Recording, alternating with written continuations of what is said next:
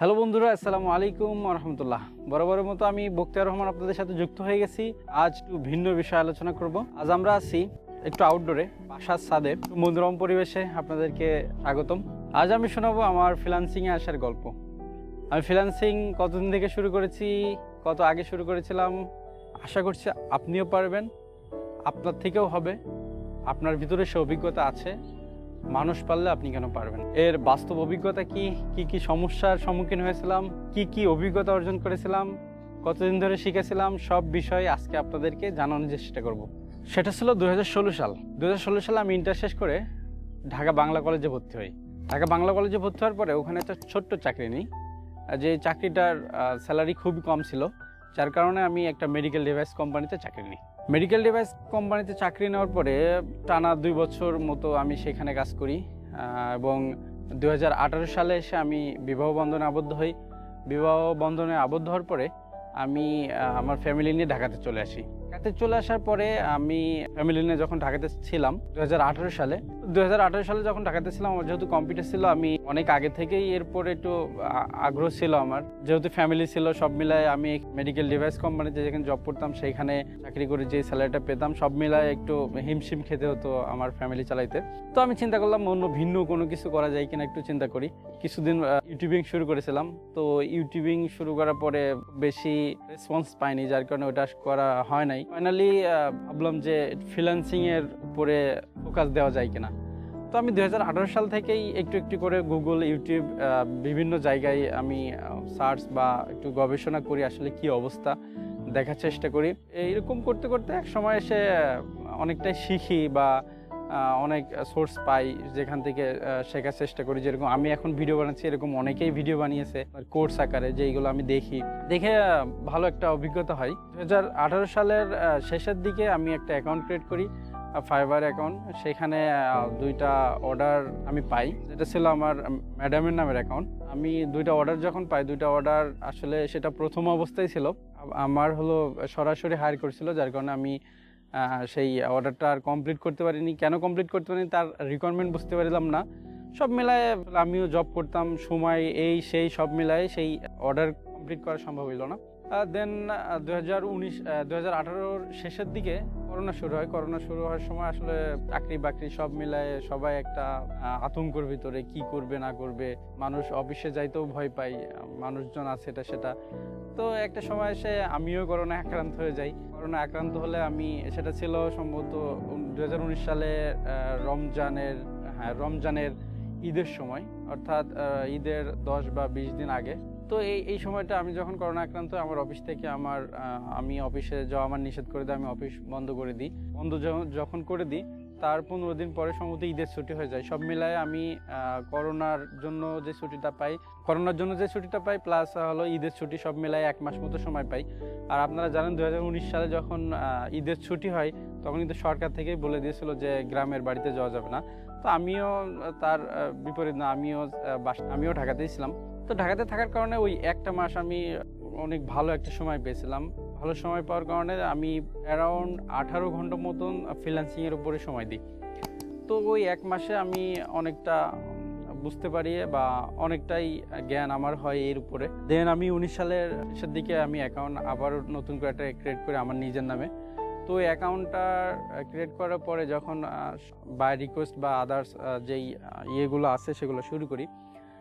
তো শুরু করার পরে আমি অনেকদিন যাবতই কাজ পাচ্ছিলাম না। এদিকে চাকরি, ফ্রিল্যান্সিং, এরকম দ্বিধাদ্বন্দ্বের ভিতরে ছিলাম। চাকরিতে যেহেতু 8টা টু 8টা কাজ করতে হয়, মানে সকাল 8টায় গেলে আমাকে রাত 8টায় আসতে হয়। তো এরপরে এসে আসলে এনার্জি থাকে না যে কম্পিউটারের সামনে বসি, আবার সারাদিন যেহেতু অফিসেও কম্পিউটারের সামনে বসতে হয়। সব মিলায়ে খুবই একটা মর্মান্তিক অবস্থায় ছিলাম। তো 19 সালের ভিতরে এই ট্রাই করতেছিলাম বাই রিকোয়েস্ট প্লাস লিঙ্কডইন বা অন্যান্য সোশ্যাল মিডিয়ায় ট্রাই করছিলাম কিভাবে ক্লায়েন্ট পাওয়া যায়। এভাবে একটা ক্লায়েন্ট পেয়ে যাই, অস্ট্রেলিয়ান একটা ক্লায়েন্ট। যে ক্লায়েন্টটার একটা ইউটিউব চ্যানেল আছে, সেটা এসইও করতে হবে।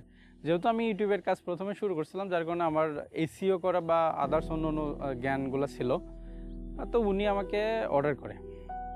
অর্ডার করে, কেমন অর্ডার করে, $5 অর্ডার করে, বলে তুমি একটা ভিডিও নিয়ে কাজ করে আমার দেখাও, যদি তুমি পারো তারপরে আমরা মান্থলি কাজ করার চেষ্টা করব। তো সেই জায়গা থেকে আমি ঠিক আছে $5 একটা অর্ডার নিই। অর্ডার নেওয়ার পরে যেটা হয়, অর্ডার যখন তার ইউটিউব চ্যানেলে অ্যাক্সেস আমাকে দেয়, তো অ্যাক্সেস নেওয়ার পরে যেটা দেখি সেটা হলো যে তার একটা মদের ফ্যাক্টরি আছে, সেই মদের যেই রিভিউটা বা মদ তৈরি করে কিভাবে, তারপরে ওদের আপনার ফ্যাক্টরিতে কিভাবে মদটা আপনার কি কোম্পানির বা কি ব্র্যান্ডের মদ তৈরি হয় সব মিলে এরকম একটা কোম্পানি ওদের ছিল।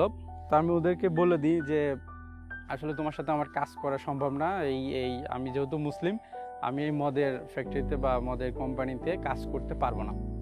তো ওই জায়গা থেকে হয় কি বাইরের সাথে একটা মানে রাগারাগি অবস্থা হয়, হলে ওখান থেকে আমাকে সে ওই অর্ডারে 3.4 না 3 এরকম একটা রেটিং সে দিয়ে চলে যায়। সেটা ছিল আমার প্রথম রেটিং বা প্রথম রিভিউ। তো এটা দিয়ে চলে যাওয়ার পরে আমি কিন্তু হতাশ হয়ে যাই। কেন হতাশ হয়ে যাই? কারণ ওই 3 রিভিউ পাওয়ার পরে আপনি কিন্তু আর বাই রিকোয়েস্ট দিতে পারবেন না। তো আমিও তার বিপরীত ছিলাম না, আমিও বাই রিকোয়েস্ট দিতে পারছিলাম না। তো এই সময় আমাকে যে হেল্প করছে আমার ম্যাডাম তো ছিলই, সাথে আরও একজন ছিল আমার যে প্রিয় একজন বন্ধু শিহাব হাসান। সে আমাকে অনেকটা হেল্প করেছে, অনেক বলছে যে এরকম হবেই, চেষ্টা চালিয়ে যেতে হবে। সেও ফ্রিল্যান্সিং করতেছে, সেও আমার ক্যাটাগরিতেই কাজ করে, সে এখনও অবশ্য জবটা কন্টিনিউ করছে এবং পাশাপাশি করছে।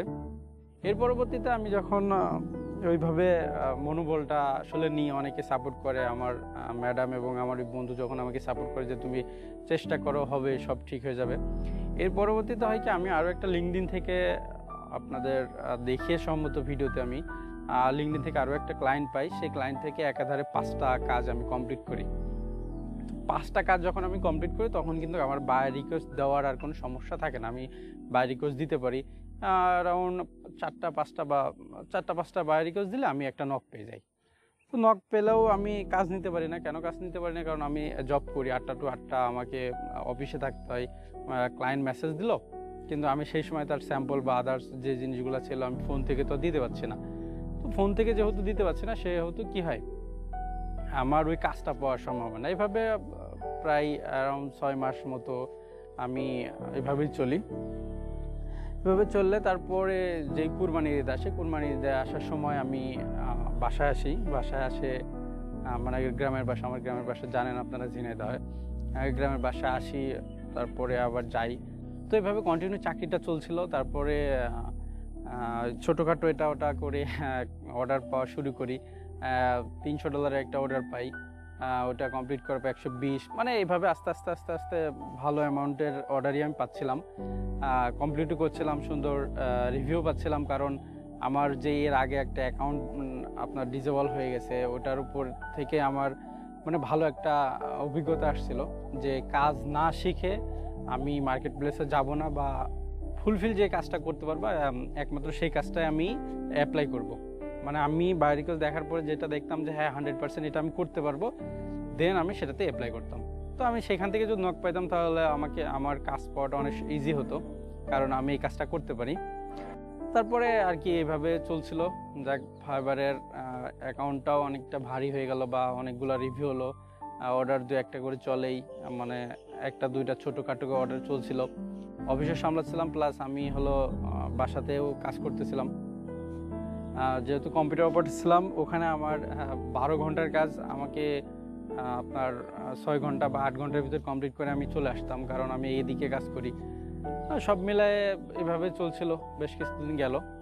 যাওয়ার পরে গত রমজানে আল্লাহর রহমতে ফাইবার মার্কেট প্লেসের বাইরে একটা ক্লায়েন্ট পাই, যে ক্লায়েন্টটা আমাকে মান্থলি হায়ার করে $500 প্রথমত, মানে প্রতি মাসে $500 করে দেবে, ওনার সাথে কাজ করতে হবে। তো আমি রমজানের শুরু থেকে সেটা পাইছিলাম। আর একটা অফিসে যেহেতু জব করছি, পার্মানেন্টলি আছি, এখন পার্মানেন্ট এমপ্লয়ি হিসাবে আমি আছি, সেই জায়গায় কিন্তু হঠাৎ করেই জবটা ছেড়ে দেওয়া সম্ভব হয় না। তো এখানে যেহেতু জব ছেড়ে দেওয়া সম্ভব হচ্ছিল না, প্লাস আমি এখানে আবার মান্থলি একটা কাজ শুরু করেছি, সব মিলে এখানেও প্রায় অ্যারাউন্ড 6 ঘন্টার মতো সময় দিতে হচ্ছিল, আবার অফিসের সময়, সব মিলায়ে আমি খুবই মানে ইসের ভিতরে ছিলাম যে এখন আমি কি করব। তো এই জায়গায় আমার ম্যাডাম প্লাস আমার যে বন্ধুটার কথা আমি বলছিলাম শেহাব হাসান, ও অনেকটা সাপোর্ট করেছে, যেহেতু দুজনে একই কোম্পানিতে জব করতাম। ও কম্পিউটার অপারেটর ছিল, আমিও ছিলাম, সব মিলে ও আমার অফিসের কিছু কাজে হেল্প করতো, যার কারণে ওখানে অফিসে আমি দ্রুত কাজ শেষ করতে পারতাম, প্লাস আমি বাসায় এসে কাজ করতাম। আর যেহেতু ছিল সেটা রমজান মাসে মূলত অফিস থাকে 8টা টু 5টা, মানে সকাল 8টা থেকে সন্ধ্যা বিকাল 5টা পর্যন্ত।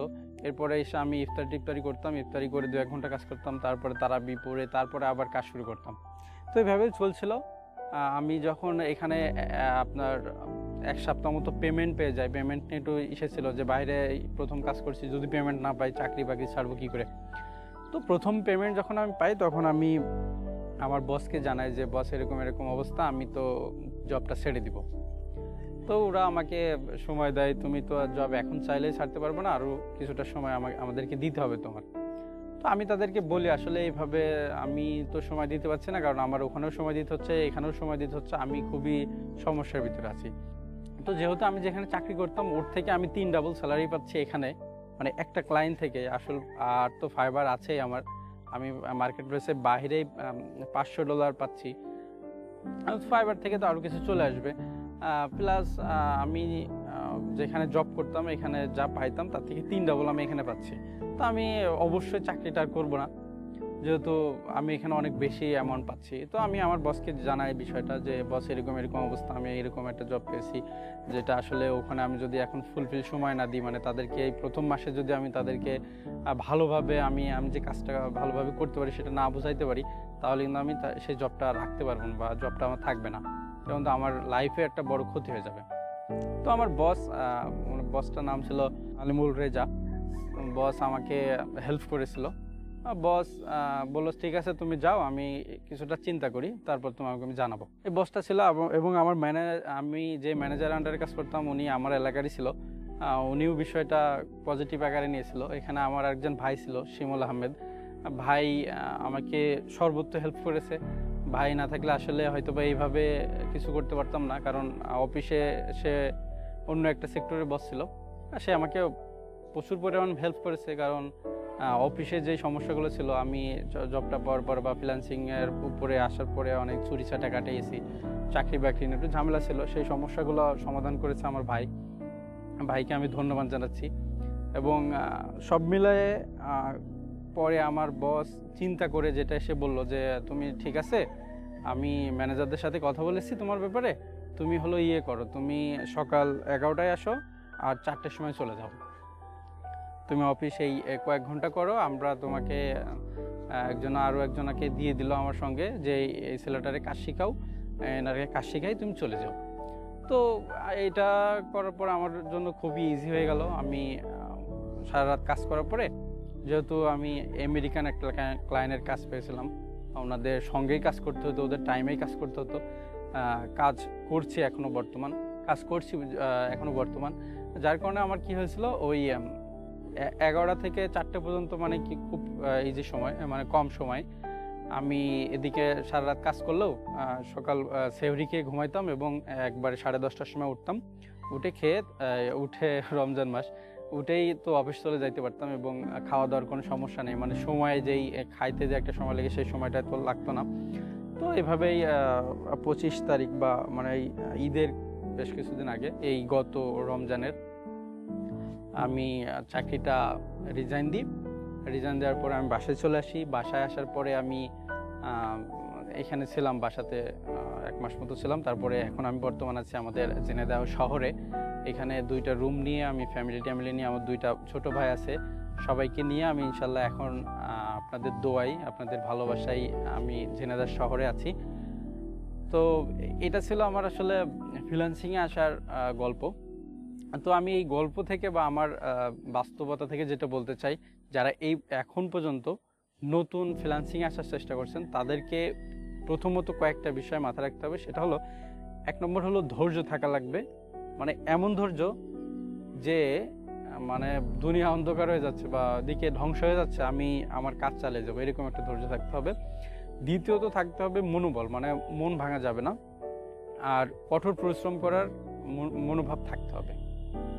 মানে আমার 1 ঘন্টা কাজ করলাম ভালো লাগছে না, একটু ঘুরিয়ে এটা সেটা। আপনাকে প্রথমত 6 মাস এমনভাবে কাজ করতে হবে যে কাজটা আসলে ওই কি বলে ট্রেনিংয়ে গেলে যেভাবে করতে হয়, একেবারে 6 মাস আপনি ফুলফিল সময় দেন।